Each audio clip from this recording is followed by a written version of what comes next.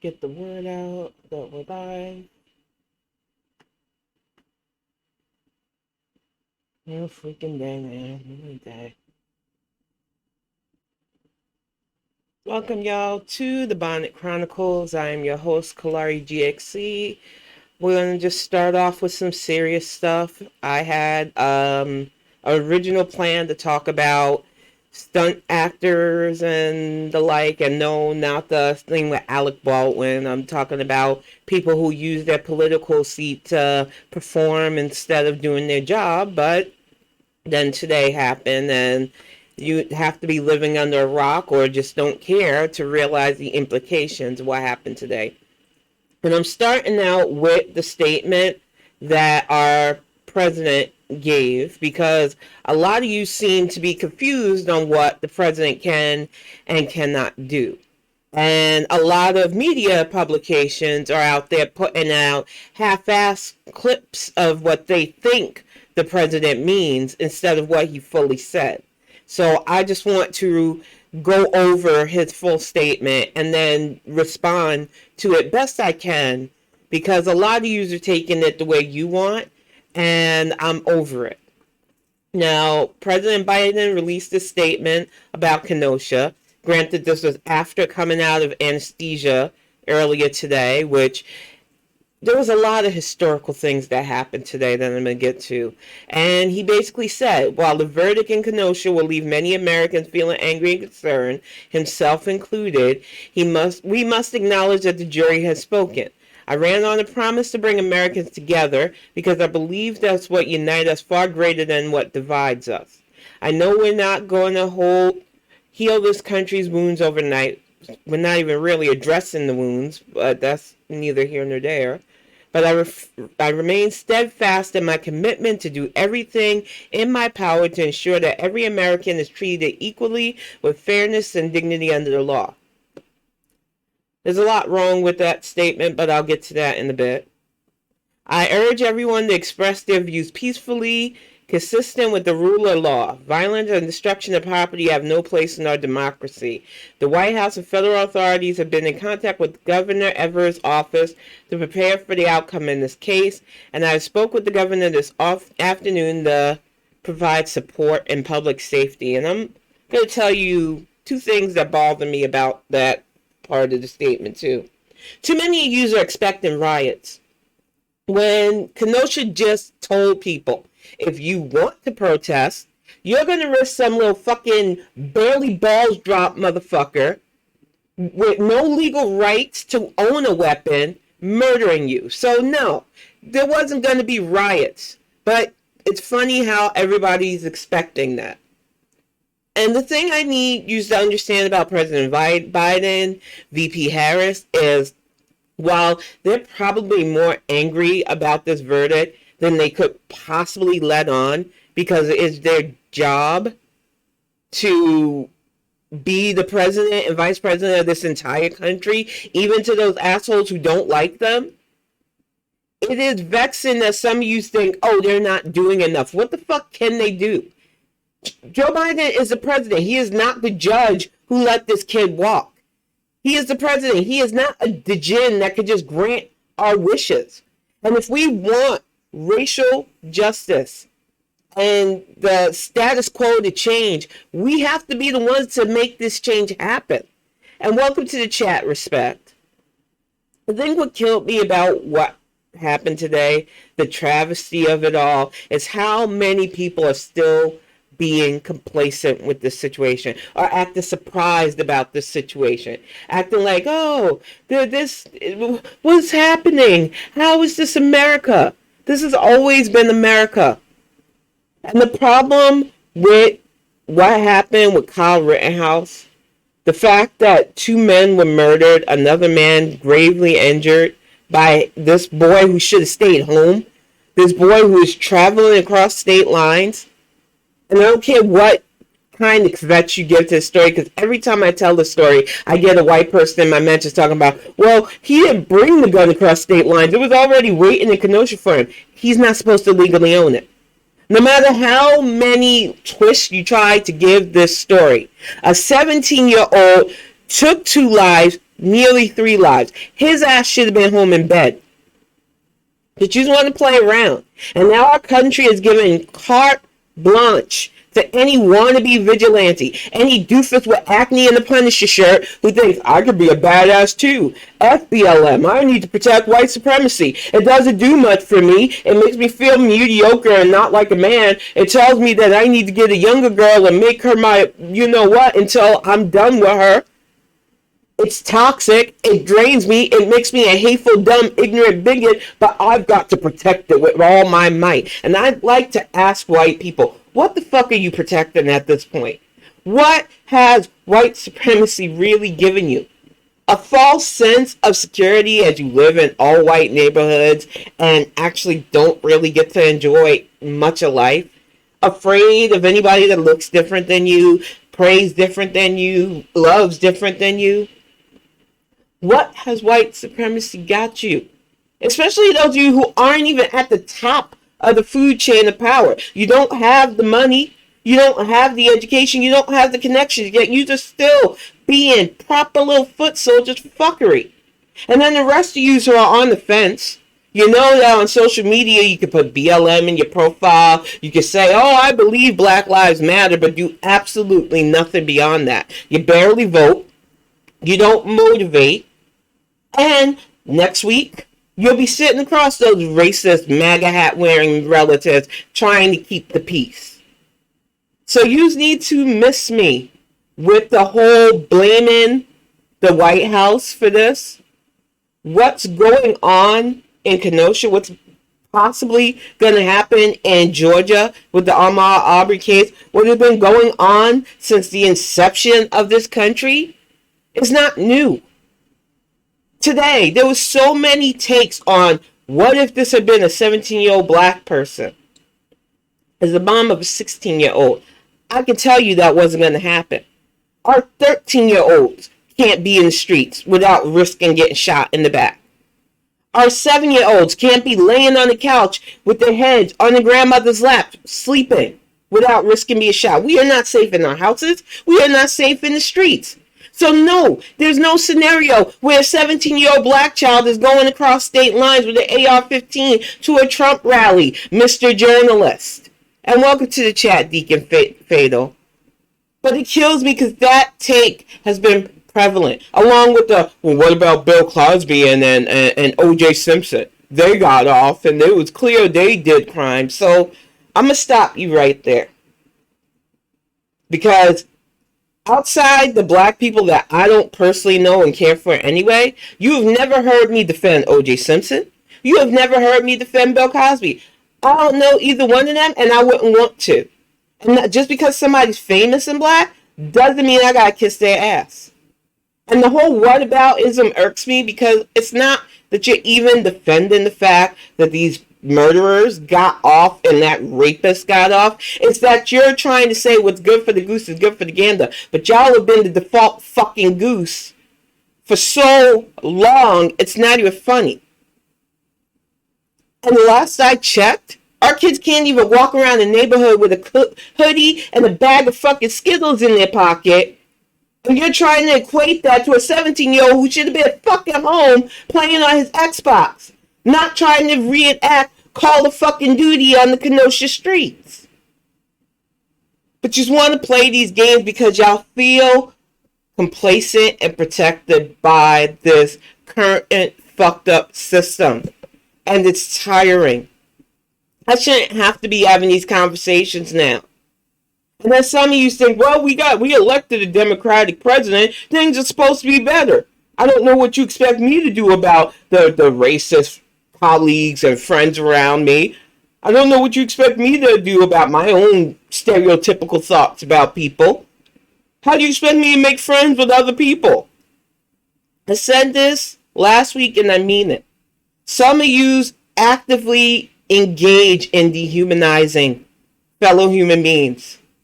And until you work on that, Kyle Rittenhouse will continue to be. Because he's being raised by women who were raised by other women to see black and brown people as threats, to think anything saying Black Lives Matter is the enemy.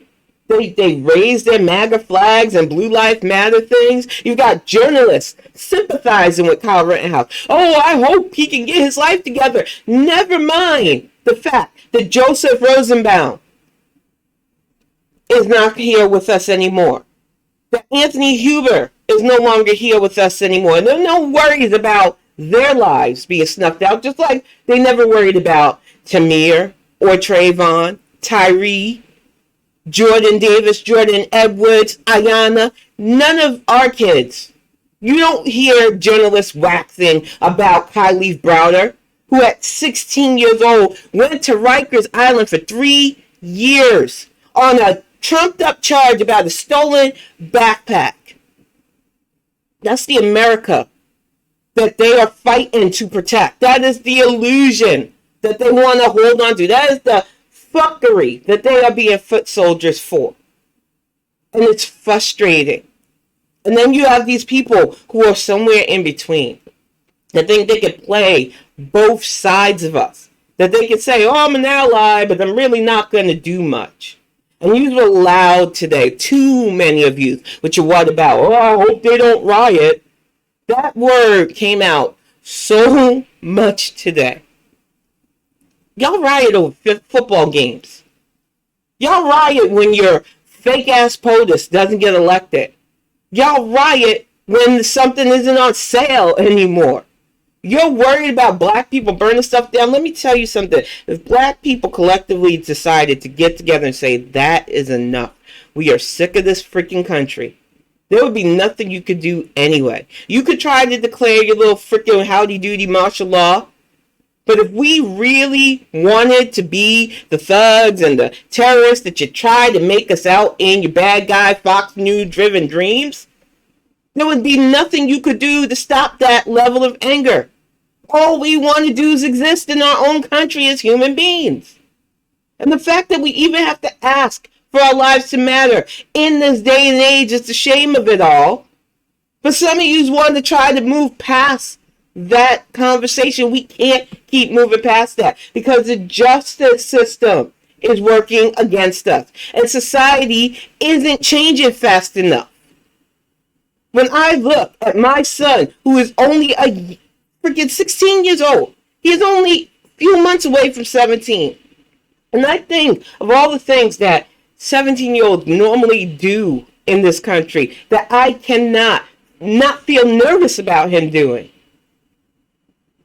Versus a young man who had everything going for him and decided, I'm just going to take lives. And then you hear his lawyer trying to make him out to be the victim. Oh, he can't sleep. He has anxiety. As a witch, I hope for the rest of his life he can't sleep well. I hope his digestive tract is fucked up. I hope for the rest of his life he is haunted by his actions. And I hope everybody who's constantly cheering for him has a little bit less happiness in their life every day until all they are a withered up husk of hate. Because that's all you're celebrating at this point. You're not celebrating a hero. He wasn't a hero. What was he a hero of? That protest was for Jacob Blake, a father who was shot in his back 7 times. The cops got off from it. The people of Kenosha who went to those protests wanted police to understand that you should not be judge, jury, and executioner of anybody. That citizens have the right to exist. And for their troubles, 2 young men lost their life and another one got injured. And everybody wants to be like, oh, they weren't victims. You can find any excuse you want to justify that murderer doing what he did. He still took 2 lives and nearly a third. He is forever a murderer. And I really hope that the Christian version of heaven is a real thing, and it's that country club mentality that they have, because that little murderer motherfucker ain't getting in. Because last I checked, in your big old good book, murder is one of the worst sins, one of the deadly sins, and he committed it 2 times, almost 3. He'll be burning, and karma is for real. So I hope it was worth. Okay, I'll see you when you get back. It is disgusting, G. Feldman. Welcome to the chat. But I really feel like people don't understand that karma is going to happen. He's going to enjoy whatever media train that comes with it, as sickening as that is. He already has journalists like Chris Hayes wishing him well, hoping he could turn his life around, even though he's a fucking murderer. There's no, evidence to say that it was somebody else. He literally did it, and this country decided to protect his whiteness. And unlike Derek Chauvin, who, thank goodness, is sitting in a jail cell, our country is going to have to rectify with what side of history you want to be on. This isn't the first time we've had to definitively pick what side of history we have to be on. But for white people right now, y'all are going to have to start deciding whether you want to continue to condone the system that allows shit like this to happen, or if you want to push for active change. And I don't just mean showing off and doing stunts, because that's going to be a lot of the follow-up to this too. You got Representative Sawwell, who I have respect for, talking about we're going to do a peaceful march. And it's like, I get marching might make some of you feel better at this point, holding signs, chanting about how this is an injustice. I need you to take that energy and actually organize votes so that we can get that motherfucking Kenosha out, so that we can get people that actually want to do their job in the Senate and the House, so that we can get laws on the books that protect citizens from being victims of judge, jury, and executionist-style cops, so that young men like Kyle Rittenhouse can no longer cross state lines and murder people. That is what I need you to do. I know it won't get you Instagram and Twitter and Facebook hearts if you're not posing at a protest. But when I tell you that organizing the votes and actually voting could get a lot more done against travesties like this, I'm not just bullshitting you.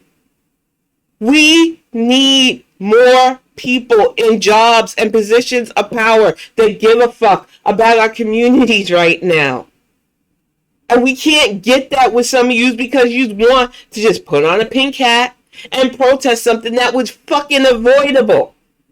You don't want to see our rights roll back. You don't want to see us dead in the street, left to bleed out, shot for no fucking reason except we look like a threat. Then you need to organize with us. You need to stop being apathetic, and you need to vote against the grain, because over 50% of you still vote for fascism. You are full on embracing it. And that's why I asked earlier, and I'll ask it again. What the fuck are you protecting at this point? What about white supremacy could possibly make you feel good at this point? You know it's not true. Some of the most ridiculous racists I've seen are the super poor ones. Like, you are looked down upon your peers and everybody else. These people wouldn't spit on you to put you out if you were on fire. Yet you're willing, because y'all some call hate the black people and the Jewish people and the Muslim people all together. We're brothers because of that. No, you're not. They don't give a crap about you. Welcome back, Deacon. So why are you protecting this ideology? What do you really think you're going to get out of this?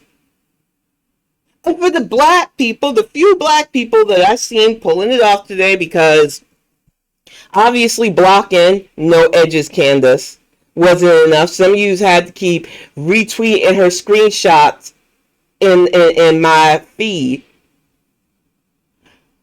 Coons make money when you amplify them, even to show off their ridiculousness. I'm going to ask people very politely to stop amplifying that idiot, because you make her relevant. If she's ignored, she's not relevant. She ain't selling books. The right ain't going to trot her out anymore. They got plenty of tap dancing Negroes that they could throw out there. Why do you keep retweeting that dum-dum? Stop it. I shouldn't have seen anything Candace Owens had to say about anything, but she was in my feed today. And not willingly, but so many of you will take screenshots to circumvent those of us who block out her noise. I'm not responsible for no edges. But I can tell you this much, ignoring her does more damage to her funds than retweeting and arguing with her. The only thing I can think of, Deacon, is it's lucrative for her. She honestly thinks that she has enough adjacency to white supremacy. She thinks she makes enough money to cape for them. And she has no self-esteem. She is where a lot of black women who was raised in that kind of environment are in. When you're raised around white culture and anti-blackness, and a lot of it comes from within. A lot of the anti-blackness I had to unlearn was family-driven. That whole, you've got to hold yourself better, and, oh, these people are ghetto, and all these anti-black mentalities. Candace full-on fucking embraced that. That is her whole shtick, and it's lucrative for her because she argues with supposed liberals, and that makes her look relevant. But you know what? If we ignored her, if she stopped getting so many engagements, if people didn't hype her up to argue with her, she would lose that relevancy. And I keep trying to make people understand this. But some of you just seem to think that it's easier for you to get engagements by retweeting her stuff. All you are doing is spreading her toxicity. And if that wasn't your goal, then stop doing it. There's absolutely no reason for me to see her in my timeline. All of yous who I follow and follow back should be smart enough by now to realize what her shtick is. And she's far from the only one. She's just the most noisy one right now. And I don't want to hear anything about the Bernie brats. They're on something too. I don't want to keep amplifying these people. Some of you make it your whole Twitter, social media goals to argue back and forth with these people, thus giving them relevance. I'm hearing more about that weirdo kid that did that awful Martin Luther King mashup video thing. I blocked him when the whole thing dropped. The fact that I'm seeing him in my timeline again because of this Rittenhouse thing. Stop amplifying these people. Make them irrelevant. It really isn't that hard. There are plenty of things to talk about on social media. You don't have to make a name for yourself arguing with every racist idiot. You don't have to make a name for yourself amplifying their toxic message. It's just frustrating at this point, especially after what happened today. Having to say stuff like that. Watching people, what if, and, this person gets off, so why can't this person get off? We need a system where if there is enough evidence to convict somebody of something, whether it's rape, because another fucking white rapist got off after raping 4 teenage girls. But the judge weighed heavily on the thought of ruining this young man's life, even though those 4 girls were sentenced to a lifetime of being rape victims. The justice system needs a fucking overhaul. And too many of you forget that these justices are voted in. And a lot of them, like that Kenosha knucklehead, run unopposed.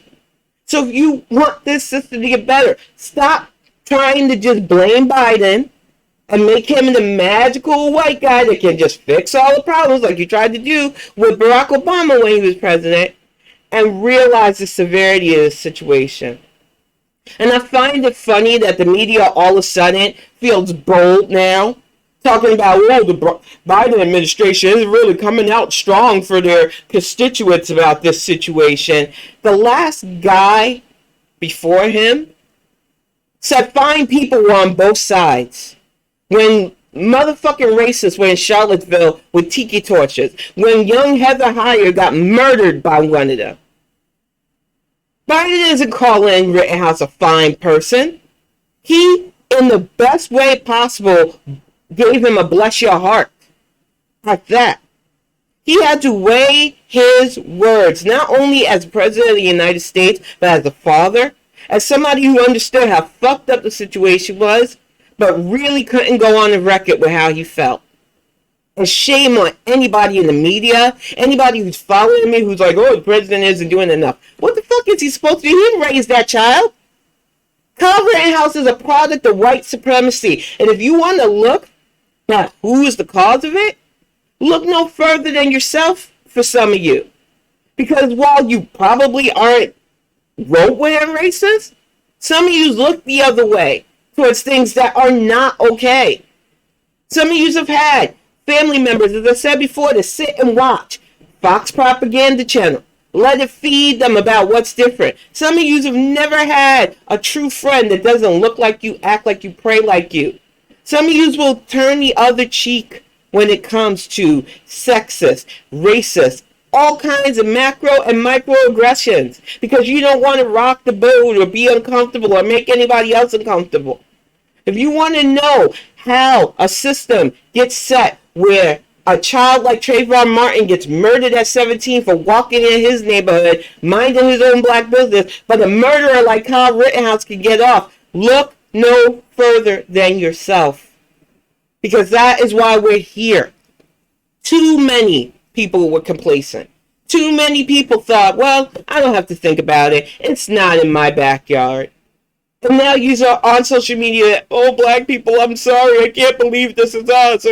How is this racist? Which, at this point, if you're a grown adult asking me how what happened in Kenosha is what's it have to do with racism because he killed white people.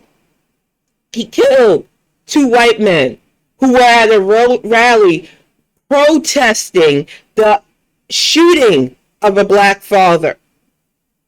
This murderer was sending the message to any white person who wants to ally with people of color and black people, because there's a distinction, I'm going to get to that tonight too, that if you ally with us, you're risking your skin. And for some white people, that message is sadly effective. For some of you, whether you want to hear it or not, the thought of dying for the cause is a pause for you. It's a reality of the situation. I'm not against survival instinct, but when your survival is based on looking away when this is constantly going on, don't call yourself my ally. Just be real with it. One of the things I will say, and I agree with this sentiment that Serge Robinson put out there, it's not exhausting dealing with the in-your-face racist because you know what you're getting with those motherfuckers. You know they're just ignorant. But you see the venom. There is no hidden agenda. They hate openly to your face. So I know how I can operate around or away from them.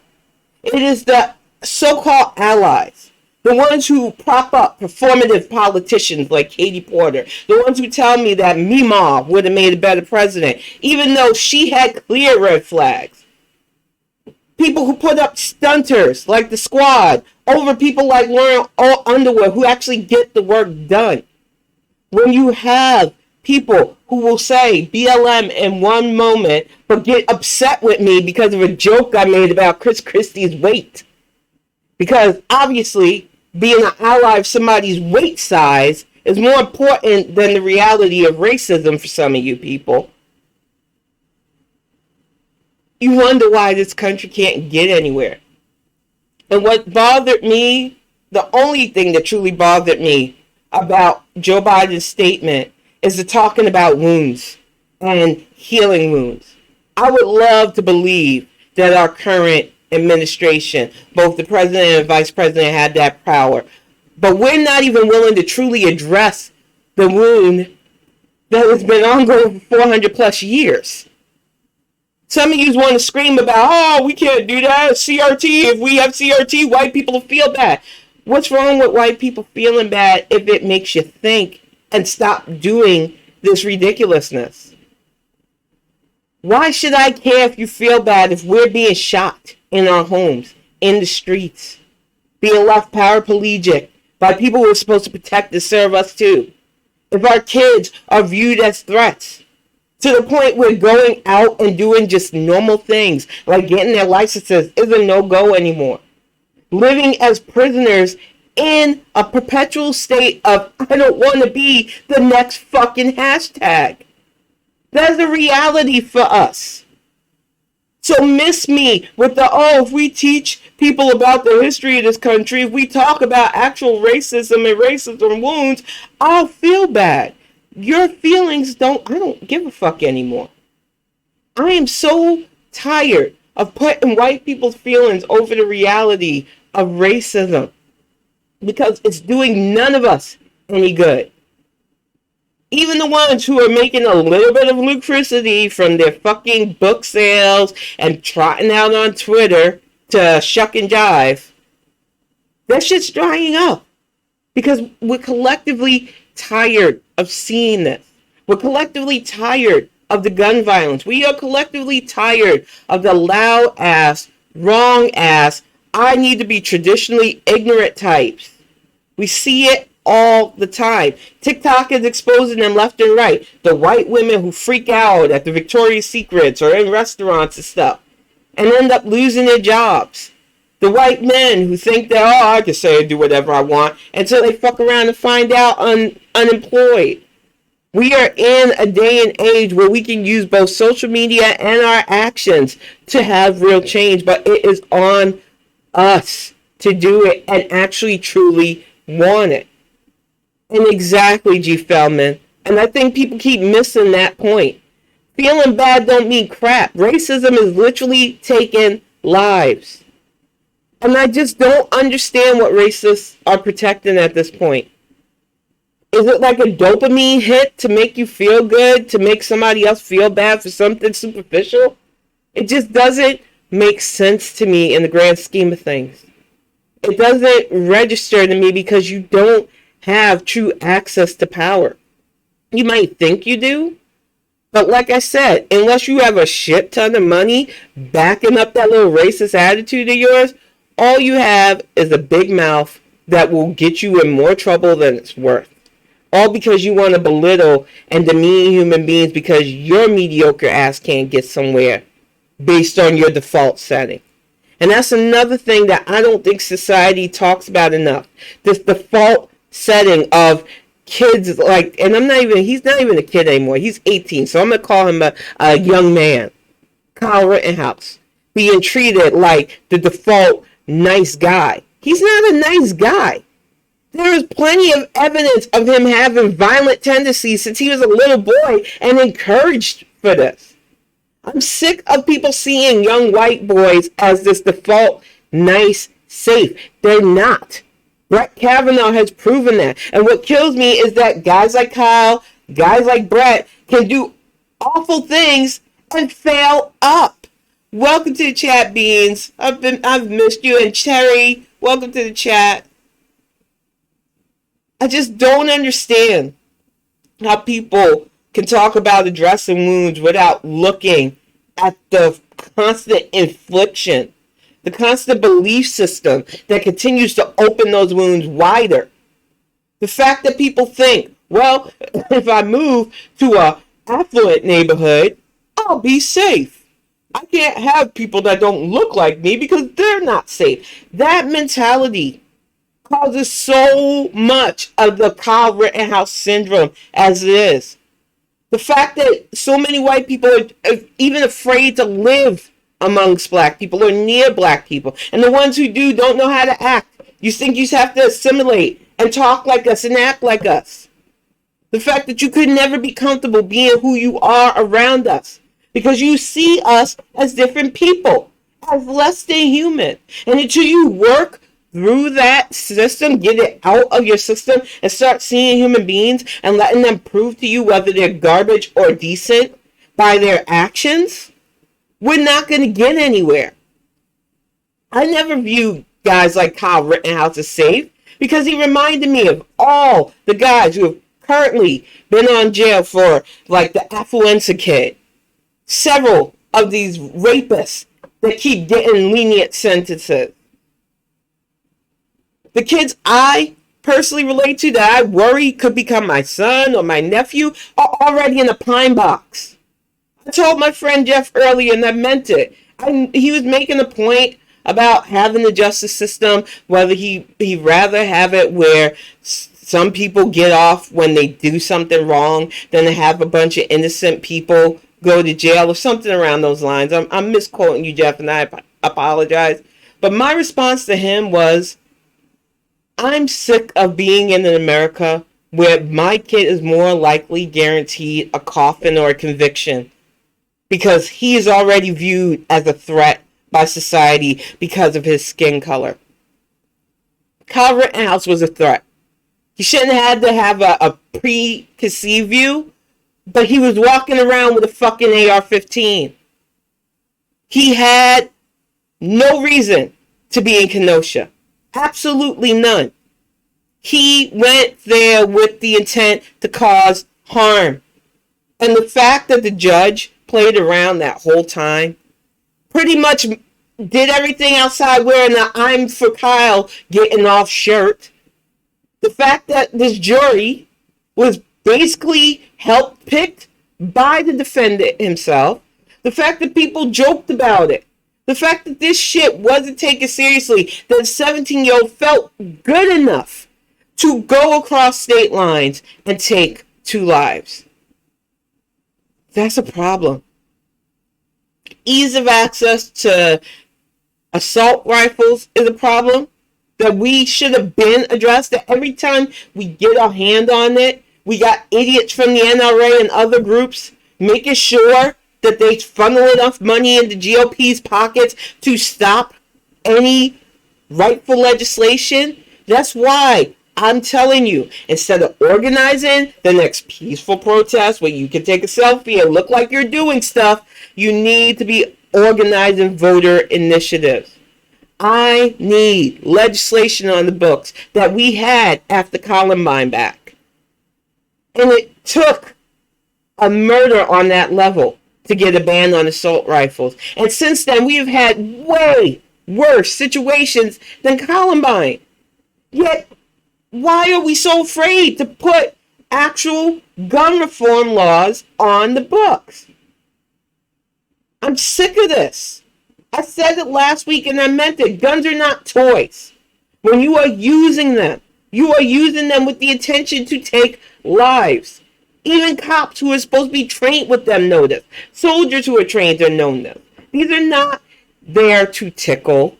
They're not just there to intimidate. They are there to do a job, and they are a tool of death. And too many Americans are playing around with tools of death like they're fucking toys. And this shit's got to change. And the only way it's going to change is if we get representatives that understand this. And I don't care about the Al-Qaedas out there that want to talk about their Second Amendment rights. There's absolutely no reason for regular American citizens to own assault weaponry. None. Don't bullshit me on hunting. The fuck you gonna hunt with an AR-15? Get the fuck out of here with that. It is ridiculous. I'm so tired of the excuses people make to give these wackadoos who are hopped up on Alex Jones, Fox News, and any other white supremacy pumping bullshit in their brain, and then access to these weapons to terrorize the rest of us who are just trying to live our lives. They're shooting up schools, they're shooting up churches, they're shooting up fucking movie theaters. They're going to peaceful rallies to ask for Black Lives to Matter and take in lives. How much more? They're going into fucking massage parlors, not even therapy parlors, because I don't even know if they were full-on massage parlors, having bad days and taking lives. You want to address and work on the wounds? You need to call the wound what it is. It's a wound caused by white supremacy. And there are way too many people that, if we just ignore it, it'll go away. If we stop talking about it, you're making it about race, black person. If you stop talking about it, it'll go away. No, it won't go away. Any untreated wound festers. And if we don't call it out, you're going to just keep raising more generations of these ignorant lunkheads who think this shit's okay. Kyle Rittenhouse is a direct result of the I don't want to see color. I don't want to press my family. Sure, they have really ridiculous conservative views, but, that's just the way they are. I can't call them out on that. I don't want to rock the boat. What they're saying is not that bad. I know as a woman, they don't see me as a viable human being unless I can pop babies out of me, and even then. And they definitely don't care about anybody of color or anybody who's LGBT, but, I still got to keep the peace. And that mentality has allowed for this cultural vermin of people who just want to be angry and destructive. They want their way to be this fascist type society where they're supposedly on top and everybody else is just suffering and making their lives better. Black people seen, not heard, just like in the 50s. LGBT persecuted, even though a lot of them are closeted and have a lot of mixed up sexual feelings too. A lot of that anger is coming from the fact that they can't be open about how they feel with their sexual fluidity. That whole I need to repress myself to appear normal for society bullcrap that a lot of them put themselves through because they don't want to be ostracized by the few white supremacists they get along with. Because for a lot of white people, that ostracification is scary. They got to be part of something, because they don't know real solidarity. Any little bit of grouping makes them feel good, like they're a big part of something. Even if it's just a bunch of trolls like those proud idiots. How the heck are you proud right now? One of your shamans about to do 3 years in jail and crying to his mommy about his dietary needs. They're chasing that wannabe rapper Baked Alaska too. Some of you's are about to really fuck around and find out with jail sentences. Just because that Kenosha killer got off doesn't mean your antics are going to keep getting away with stuff. Because what goes on in Washington doesn't translate to all the rest of the states. So I suggest that if you're going to keep fucking around and find out, do it in a state more close to the east. Because we like locking people up for fucking committing crimes. But you aren't brave enough to do that. No, you would rather go to safe havens like the fucking Midwest. Like the Iowas and the Wisconsins of the situation. But eventually, and as we've seen from that rally where those 3 men had to deal with Kyle Rittenhouse, white people are sick of white people too. There are enough of you who have just been tired of this stuff. And what we need for you right now is to keep up. Making sure that you vote, making sure that you organize, making sure that you use your voice in spaces where most people like me will never be able to be heard. Make the people who used to feel comfortable saying harmful, hateful things around you uncomfortable. Because that is the way to make change. When you see your local school board being inundated by people who are like, oh, I want critical race theory, you better get your ass down there to counter that. Why the 1619 Project and other projects to teach actual history are needed. Because if we're not using our voices to counteract their noise, what's the point? Exactly, G. Feldman. See something, say something, and also remember that you can be organizing. It isn't just about showing off.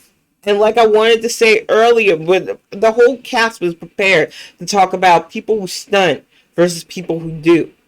Some of you were on this week about Katie Porter's diabetic medicine earrings. And like I said, I don't want to seem like I have animosity for Representative Porter. But every time I hear about her, it is about her antics, not her actions. And when I called her out the other day, and when a few of my friends called her out the other day, I had a lot of white people, and I'm making it clear, I know who reached out to me to say I wasn't being fair. And it was a large majority of white people. Because for you, her stunts are doing something. And I want you to understand that, yeah, it's getting her buzz. She's on BuzzFeed a lot. She goes viral a lot. But she ain't passing legislature that could help with those health bell course. It's really nice to champion somebody who's look at me in a time where look at me is needed. But what I need right now is legislation drafted that helps with voting protections, that helps reform police so that they stop executing us, that help with medical costs.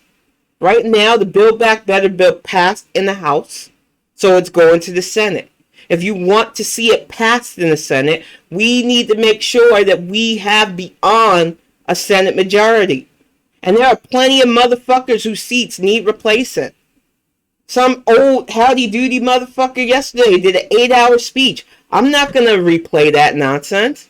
It was a bunch of stupid, incoherent, racist rambling. Why would I give him amplification?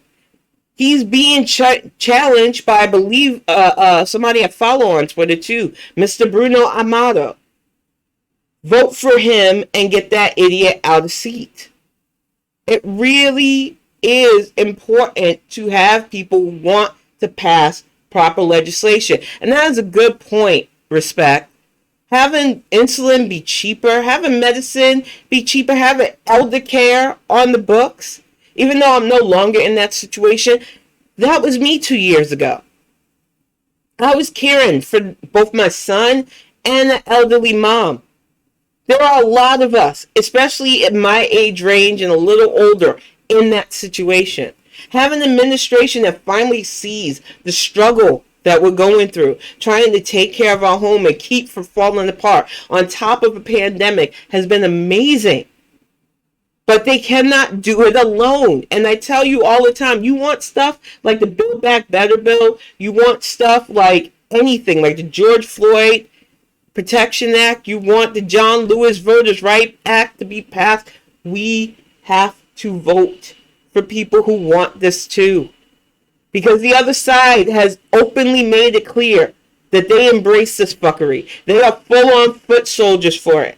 They don't care if it kills them too. They don't care if COVID ravaged them. They don't care if their freaking orange tangerine turd of a messiah led them to unnecessary death. They have full-on embraced the ideology because they have been trained from the get, generational wise, to embrace this ideology. And the only way we are going to get past this and hopefully get through to newer generations of them is to have leaders in place that do not kowtow to their whims.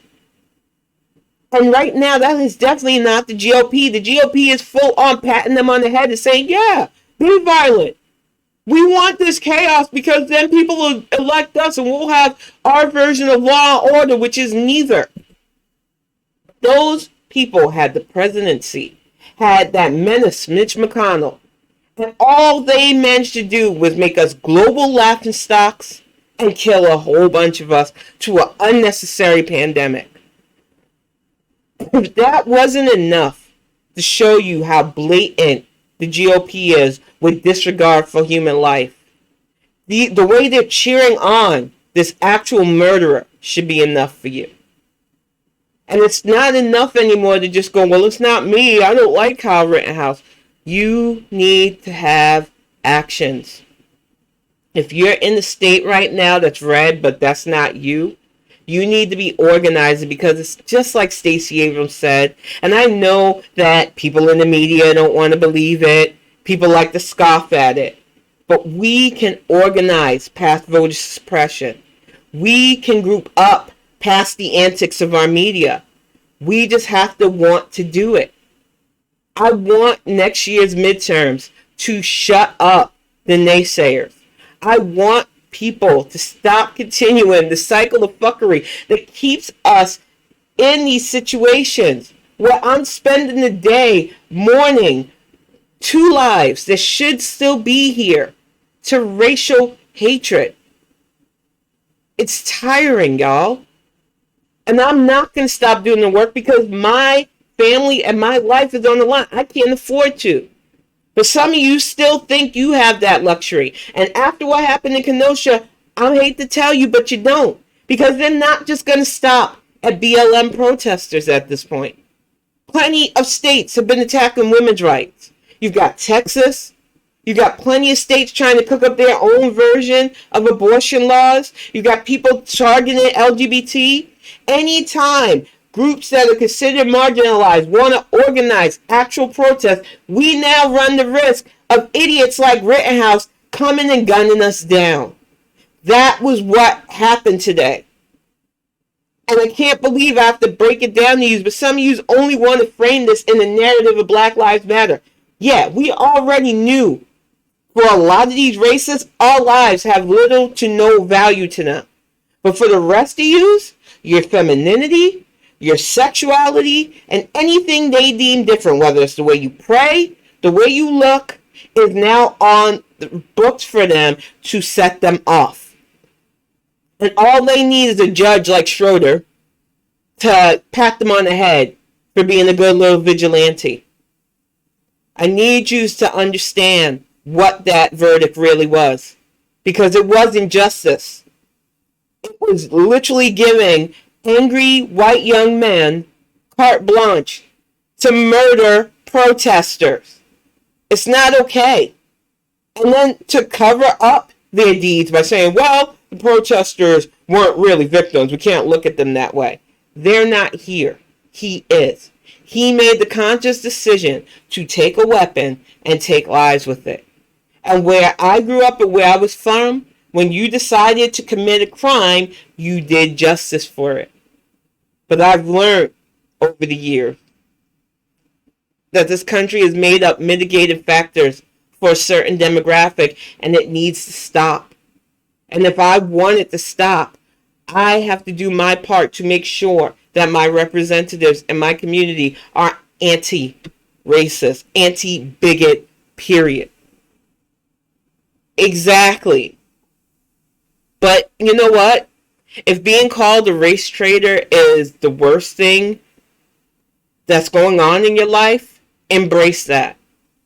Back in the day, there was a group called the Freedom Fighters. John Lewis was a part of it. There was also a man named James Work. He got his head damn near caved in by racists. He said he'd do it all over again because the point of the matter was using his white voice to speak to the people that wouldn't listen to the black voices. And there were plenty of white and black freedom fighters back in the day that risked life and limb for both racist cops and racist white people. But they realized how important civil rights was for everyone. And you are going to ask yourself, what side of history am I on at this point? It's real cutesy to put BLM in your profile, but if you're not seeing every human being as a viable person that deserves to live, don't put that in your bio because you're not ready for that level.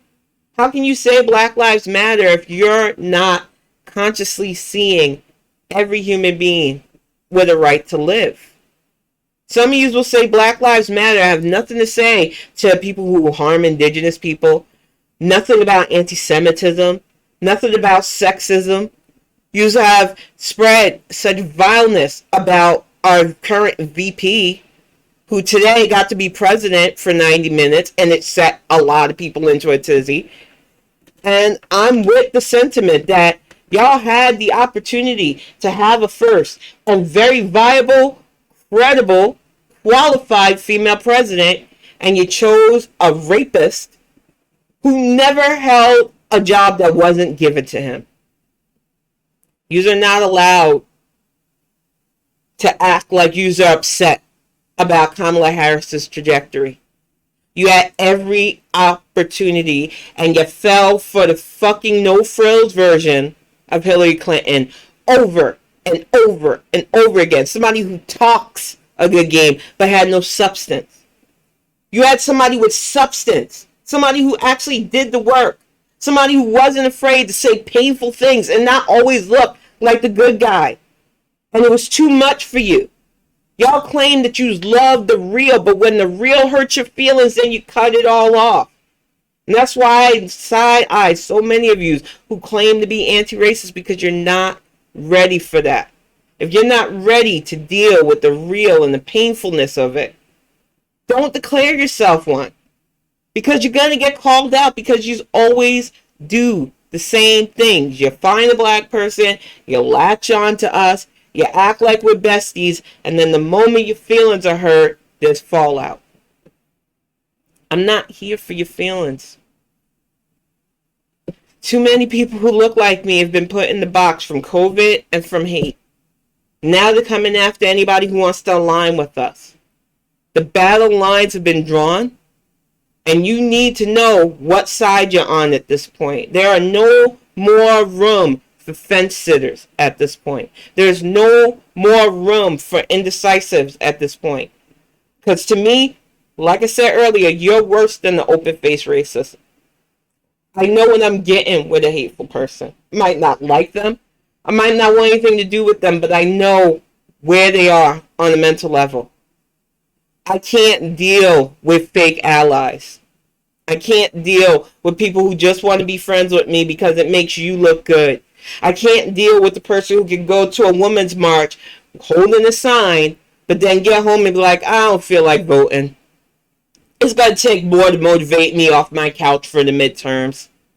I'm disappointed in this administration not doing everything in 9 months, so I'm just going to stay home. Y'all are part of the problem. And the problem is you don't want to hear that. Because you only like praise. Pats on the head. You're my ally stickers. I don't have any of those things for you. After today, I really wish there was someplace I could just take my family and go, but there is no place. It was one of the things, the most painful thing I talked about today on Twitter with a friend. And she, honestly speaking, hit the nail on the head. There is no refuge from this. There is no place that a black body can go without the constant reminders that we're different or we're other. Right now, I am currently writing a story where a woman is pulled into another world where everybody looks like her. Because I got tired of complaining about literature not having us as prevalent without it being an issue. And I realized as I've been writing it and tearing up at some of the things that I'm writing now, because I'm feeling the allegories of what it would be like to get away from a world like this. And it just hits me that I have never lived a day in my life, over 44 years on this earth, not feeling othered by something so superficial as my skin color. And I'm tired of it. I'm tired of that being the norm. And I know that the only way we are going to change that is for the people who are the default to really start seeing what the wrong in this. To start understanding that it's not about making you feel ashamed of yourself. It's about making you see the shame in hating somebody for something so ridiculous. That there is no power in it. That it is bad for your system and your pores. And that it doesn't serve anybody. Some of the things we should be doing as a collective group for our planet, for the future of human society, has been waylaid by this ignorant thinking. You just want to explore other planets, but we can't even get our shit together on this one. If you want better things, we have to be better people. And we can't be better people denying the issues that are right here in front of our faces. Some people want to act like they don't see it or they don't want to see it. I ain't talking to those types. I'm talking to the ones of you that bothered to sit through an hour of this, whether it's live right now or later up on YouTube. If what I'm saying is hitting the nerve, especially if your first tactic is to go to defense, you need to chill out, breathe, and realize that we all play a part in what happened in Kenosha. Whether we've been compliant far too long, whether we've been too quiet, whether we stayed home during an important election or didn't run for something we probably could have won, whether we ignored the justices on the ballot, because a lot of these assholes run unopposed and just get on the seat. Like those idiots in Tennessee who arrested fucking black kids for even being at a fight. These are preventable. If you're tired of seeing stories like this, then we need to do our parts. Organize around the fuckery and use that energy you have instead of taking selfies at a protest and actually organizing effective policymakers into positions of power. Because without that, Rittenhouse is just a drop in the bucket of the fuckery that's going to happen. I'm going to get ready to wrap this up. Honestly, though, Beans, I wish I could even get onto the structure of class. And I know a lot of people love talking class over race and every other ism. I feel like the wealthy get away with a lot, but it's all baked into this ridiculous set of bigotry as well. And honestly, money or not, how a person carries themselves is rooted in a lot of hate. And if we don't tackle the issue of hate, I can't even look at the issue of money right now. I'm broke. I am team broke ass, probably will be team broke ass for life. That's just my lot in life. I'm not angry about not having a lot of money. I'm angry about people just being able to fucking murder 2 lives and get away with it because of their lack of pigment, or people who die because of their melanin. I honestly wish that I could focus on the fact that wealthy people get away with far too fucking much. One day, hopefully, we can really keep a focus on that. But as long as they keep keeping us divided over issues like sexuality, skin color, religion, or atheism, it's hard to pick a topic to focus on when it comes to that. But I'm going to get ready to wrap this up, y'all. I'm a little bit over the hour. I'd love to go into overtime, but this day has been draining. And I'd really rather go back to writing, which, sad but true, it's more fun in that fantasy world than it is dealing with the reality of the situation. But I will be back next week. I thank you all who joined in and who constantly support this stream, who have been supporting the YouTube channel. Hopefully next week you will have a safe holiday. I'm probably going to do a Friday show though, so I will see you all next week. Love y'all. Are you going to play it? Of course I am. Yeah, I wasn't going to do that this week, but okay. No, it's nothing against you. It's just such a somber day. I'm going to do it.